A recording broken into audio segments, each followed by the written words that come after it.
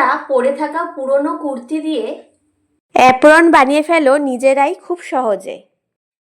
বন্ধুরা, আমাদের ঘরে কিন্তু অনেকেরই এরকম কুর্তি পরে থাকে যেগুলো হয়তো ছোট হয়ে যায়, গায়ে এখন আর হয় না, বা যেটা আমরা অনেকবার পরেছি আর পরবো না। তো এরকম হিসাবে আমরা অনেক কুর্তি এরকম ফেলে রেখে দিই। তো এই কুর্তিগুলো কিন্তু আমরা অনেক সুন্দরভাবে কাজে লাগিয়ে দিতে পারবো। সেটা হচ্ছে রান্নাঘরে আমরা কিন্তু যে অ্যাপ্রনগুলো ব্যবহার করি সেগুলো কিন্তু আমরা এই কুর্তি দিয়ে খুব সহজে বানিয়ে নিতে পারবো এবং কুর্তিটা খুব সুন্দর করে কাজেও লেগে যাবে। আর এটা এত সহজে বানানো যায় যে আমরা সকলে বানাতে পারবো। সামান্য একটু সেলাই জানলেই কিন্তু আমরা এই কাজটা করে নিতে পারবো। এবং চলো কিভাবে তৈরি করছি তোমাদেরকে দেখিয়ে দিই।